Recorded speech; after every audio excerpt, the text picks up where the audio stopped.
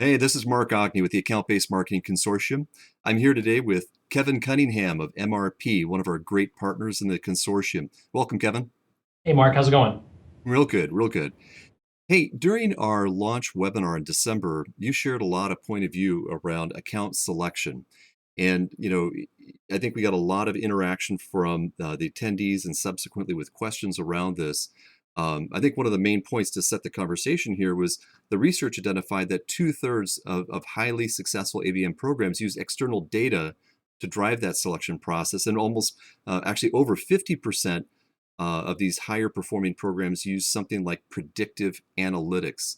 Can you start by elaborating on this relationship of ABM and predictive analytics? Give us a little bit of insight there. Sure. Well, I think ultimately ABM is really the foundation of predictive analytics, right? I mean, a marketer really needs to have a basic ABM framework in place to be successful with predictive. So understanding, what is my target market? What does a tier one customer of mine look like? What does a tier two customer and so on look like? And then what is my white space, in my target market? I mean, really, you need that foundation really before you even begin with predictive.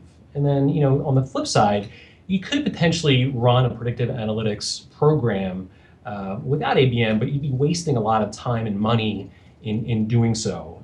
ABM itself is really a way to fine-tune marketing efforts and better target those efforts where they matter the most. And predictive analytics is a natural extension of that process.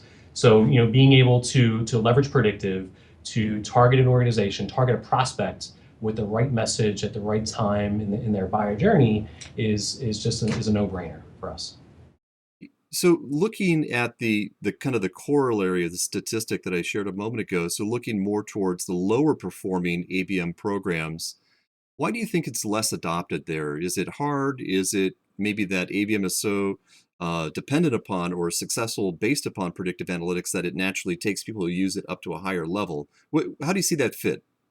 Well, I think ultimately, the predictive analytics market itself is less mature, so it's more difficult for a less mature marketer to take advantage and leverage the benefits from it, right? So, they have a tough time. A less mature marketer would have a tough time understanding, where to begin, what actions to take with the data, and how do you integrate that data with, or, integrate the platform with the rest of the existing, tech marketing stack. A more mature marketer is going to know to keep it simple, pick a specific solution, start with a small area of focus and build from there. Really have a clear understanding of the ROI and objectives that they're looking for from the program, and really a good understanding where the data itself is coming from. How are accounts going to be prioritized and scored, by their predictive analytics vendor? What data sources are included? How are those sources unique? And ultimately, how can the marketer adjust the scoring algorithm, for their specific needs and account priorities? So how about in addition to this maturity or experience in using these systems to make the addition of predictive more valuable or more, or frankly, capable, what other organizational traits are there? Are there certain industries or types of product offerings or channels of sale that really help to make this predictive more valuable? So if we could say, this industry, it's important because, or are there traits that you can look at?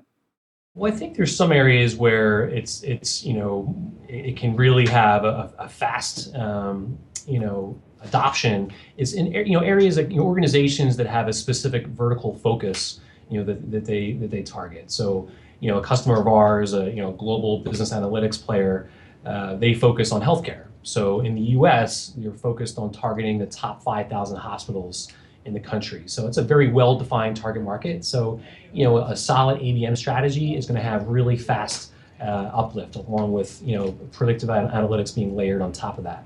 But, really any organization that's investing heavily in content creation, to be able to take that content and put it out in market, take action with that content with the prospects who are in market for their product, messaging them with a specific solution that they're researching at the right time in their buyer journey, being able to have that ROI on that content being created is again a no-brainer for organizations.